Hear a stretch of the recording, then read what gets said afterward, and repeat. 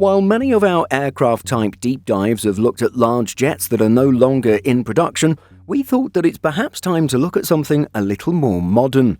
So today we examine the current state of the Boeing 787, its current backlog, its major operators, and any news and issues connected with the type. The 787 Dreamliner is Boeing's newest clean sheet design. Yes, the 777X is a newer aircraft, but it's not a clean sheet design in that much of this wide body is based on the 777 that was developed in the early 1990s. We won't go through the entire history of the 787 program here, since we've already covered this in previous videos. However, in terms of more recent history, it's notable that the aircraft type was largely developed in Everett, Washington, and was assembled there during the first 10 or so years. A second facility was established in South Carolina, and Boeing had these two separate final assembly lines operating concurrently for quite a few years. Boeing would eventually decide to end 787 production in Everett, with the last of these aircraft coming from the West Coast facility in 2021. And so today, all Dreamliners are being assembled at Boeing, South Carolina. At the time of making this video, Boeing's website states that it has a backlog of 722 Dreamliners ordered. The company has had an output rate of 5 airframes per month for quite some time, although according to Flight Global, Boeing hopes that by year end it'll be producing 7 Dreamliners monthly.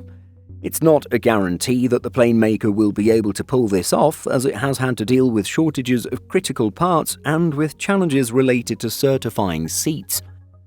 At the end of last year, it was reported that there are plans to spend $1 billion to expand and upgrade its South Carolina facilities to increase 787 output. The hope is to eventually reach an output of 10 airframes per month for the Dreamliner program. As we noted in our Boeing backlog video earlier this year, if we assume all goes as planned with the rate increases, then the newest customers would find themselves waiting around 6.5 to 7 years for their brand new 787s. When it comes to production, well over 1,100 787s are operating globally, and Boeing notes that in service a Dreamliner flies about 600 flight cycles per year on average. If going just by line numbers, the oldest active 787 is now 15 years old. It holds line number 4, manufacturing serial number 40693, and registration November 7874. This aircraft, a 787-8, is actually flying for Boeing as a testbed aircraft. Per Flight Radar 24 data, the aircraft has mainly been flying in and out of Seattle Boeing Field, or BFI, although it occasionally makes its way to Moses Lake MWH or Colorado Springs COS every now and then. The oldest 787 flying passengers has line number 6 and registration Echo Yankee 001. You may have already heard about this 787-8 in the news in recent years. It's the aircraft that the Mexican government acquired as a VIP transport.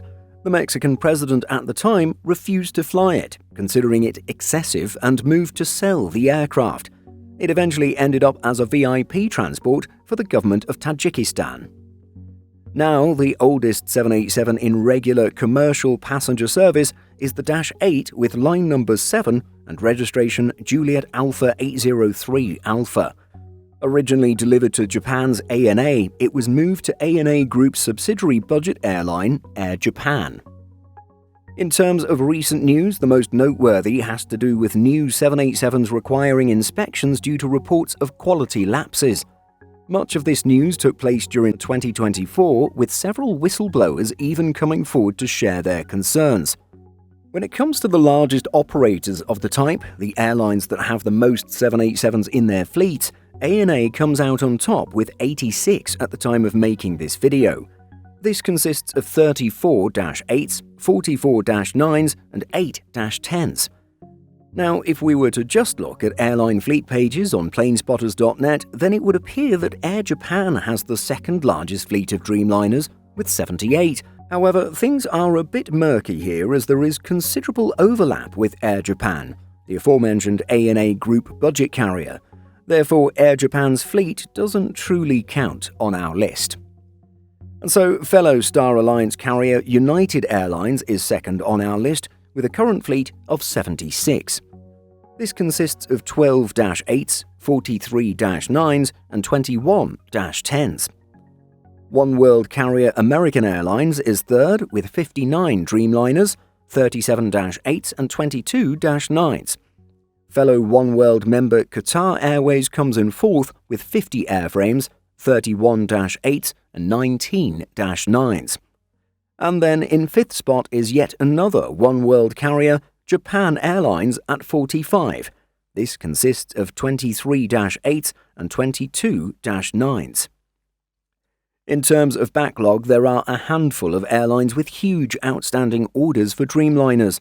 As per Boeing's orders and deliveries module on its website, United is waiting for 146, while Thai Airways has ordered 45.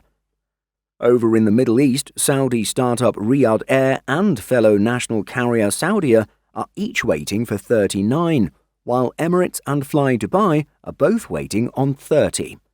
In Europe, Lufthansa is waiting for 34.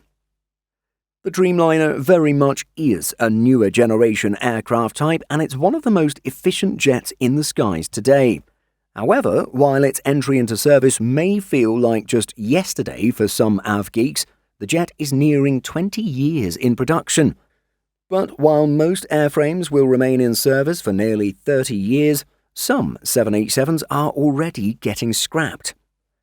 In 2023, it was reported that a pair of then 10-year-old 787-8s, once operated by budget airline Norwegian Air Shuttle, were being scrapped. Forbes reported that the jets were delivered in 2013, but both had been sitting in storage for about 4 years prior to their ultimate retirement. Powered by Rolls-Royce Trent 1000 engines, the aircraft had been impacted by turbine blade corrosion issues, which explains much of their time on the ground. However, engine issues alone aren't enough of a reason to retire relatively young aircraft, or at least they shouldn't be.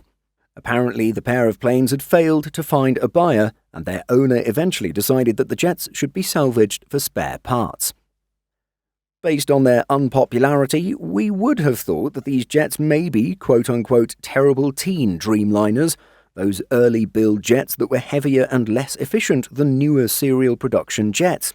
However, with line numbers 102 and 112, it is a little surprising that these 787s didn't find new operators. Maybe in the current climate of aircraft delivery delays, they would have been scooped up quickly. But, well, we'll never know. The planes were stored and then broken up in Prestwick, Scotland in June 2023.